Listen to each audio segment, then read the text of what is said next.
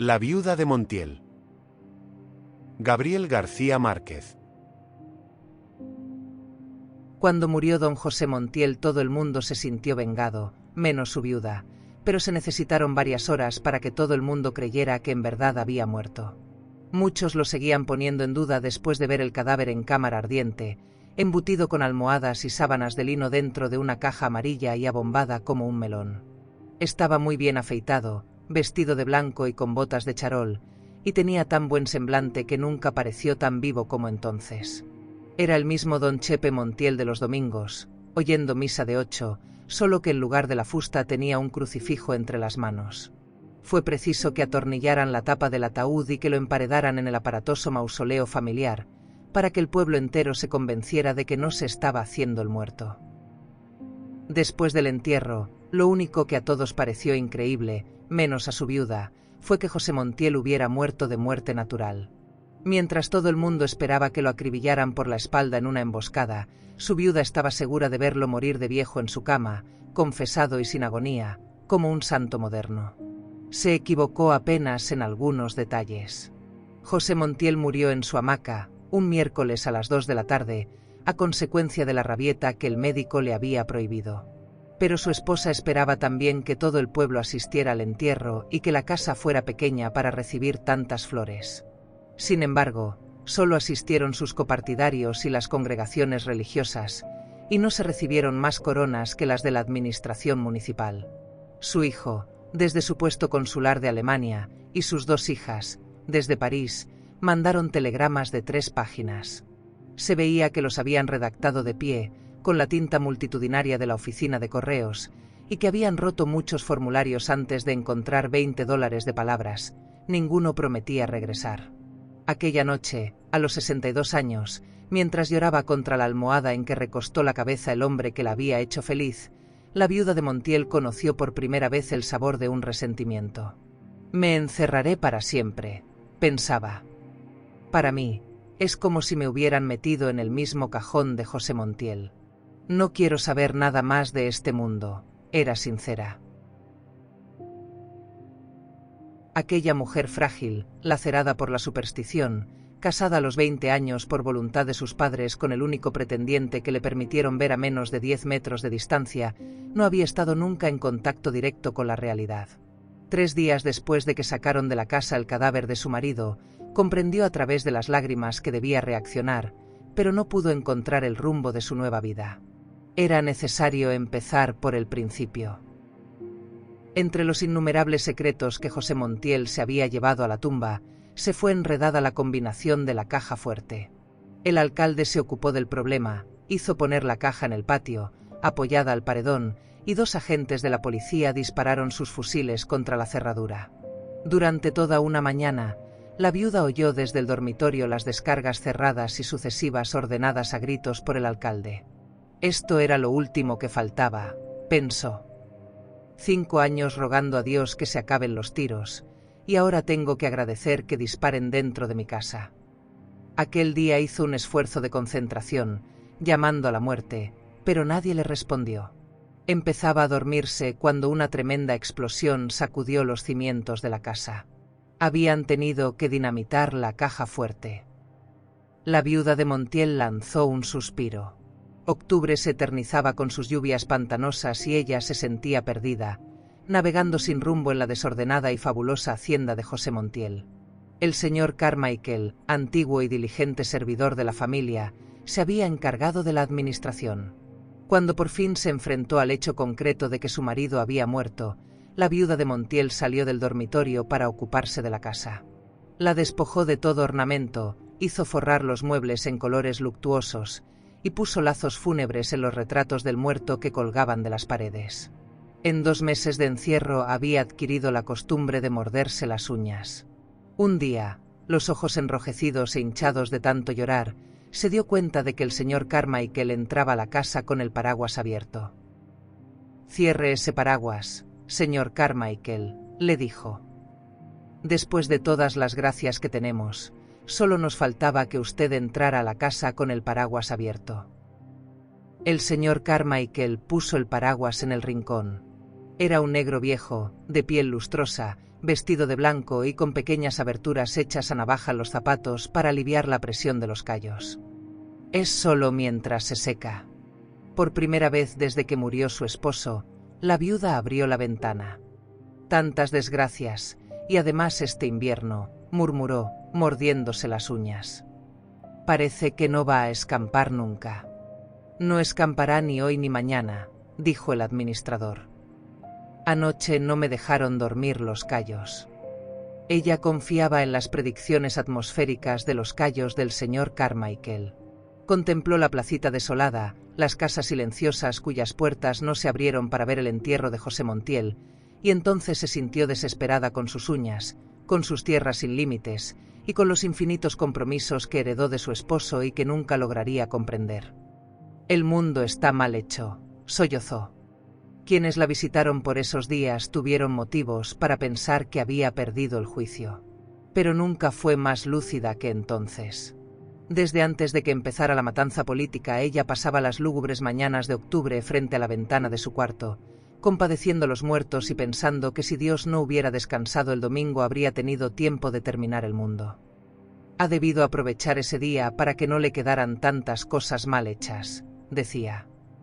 Al fin y al cabo, le quedaba toda la eternidad para descansar. La única diferencia, después de la muerte de su esposo, era que entonces tenía un motivo concreto para concebir pensamientos. Así, mientras la viuda de Montiel se consumía en la desesperación, el señor Carmichael trataba de impedir el naufragio. Las cosas no marchaban bien.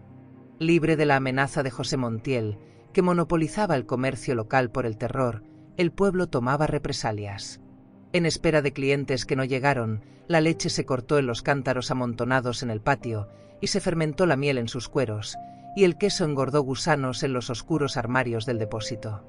En su mausoleo adornado con bombillas eléctricas y arcángeles en imitación de mármol, José Montiel pagaba 6 años de asesinatos y tropelías. Nadie en la historia del país se había enriquecido tanto en tan poco tiempo. Cuando llegó al pueblo el primer alcalde de la dictadura, José Montiel era un discreto partidario de todos los regímenes, que se había pasado la mitad de la vida en calzoncillos sentado a la puerta de su piladora de arroz. En un tiempo disfrutó de una cierta reputación de afortunado y buen creyente, porque prometió en voz alta regalar al templo un San José de tamaño natural si se ganaba la lotería, y 2 semanas después se ganó 6 fracciones y cumplió su promesa. La primera vez que se le vio usar zapatos fue cuando llegó el nuevo alcalde, un sargento de la policía, zurdo y montaraz, que tenía órdenes expresas de liquidar la oposición. José Montiel empezó por ser su informador confidencial. Aquel comerciante modesto cuyo tranquilo humor de hombre gordo no despertaba la menor inquietud, discriminó a sus adversarios políticos en ricos y pobres. A los pobres los acribilló la policía en la plaza pública. A los ricos les dieron un plazo de 24 horas para abandonar el pueblo. Planificando la masacre, José Montiel se encerraba días enteros con el alcalde en su oficina sofocante, mientras su esposa se compadecía de los muertos. Cuando el alcalde abandonaba la oficina, ella le cerraba el paso a su marido. «Ese hombre es un criminal», le decía. «Aprovecha tus influencias en el gobierno para que se lleven a esa bestia que no va a dejar un ser humano en el pueblo». Y José Montiel, tan atareado en esos días, la apartaba sin mirarla, diciendo: «No seas pendeja». En realidad, su negocio no era la muerte de los pobres, sino la expulsión de los ricos. Después de que el alcalde les perforaba las puertas a tiros y les ponía el plazo para abandonar el pueblo, José Montiel les compraba sus tierras y ganados por un precio que él mismo se encargaba de fijar. «No seas tonto», le decía a su mujer. «Te arruinarás ayudándolos para que no se mueran de hambre en otra parte, y ellos no te lo agradecerán nunca». Y José Montiel, que ya ni siquiera tenía tiempo de sonreír, la apartaba de su camino, diciendo: «Vete para tu cocina y no me friegues tanto». A ese ritmo, en menos de un año estaba liquidada la oposición, y José Montiel era el hombre más rico y poderoso del pueblo. Mandó a sus hijas para París, consiguió a su hijo un puesto consular en Alemania, y se dedicó a consolidar su imperio. Pero no alcanzó a disfrutar 6 años de su desaforada riqueza.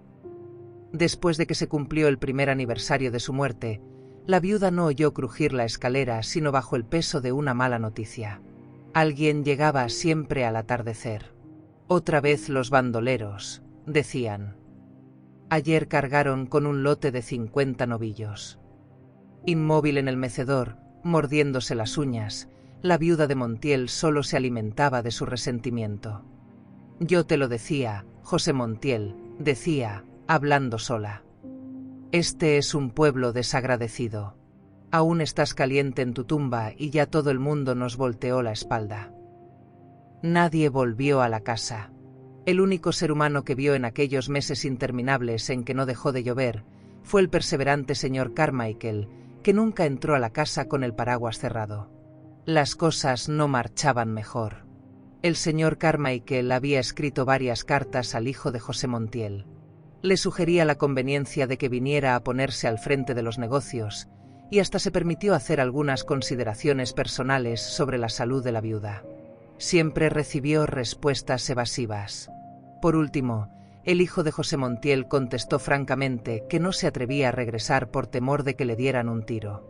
Entonces el señor Carmichael subió al dormitorio de la viuda y se vio precisado a confesarle que se estaba quedando en la ruina.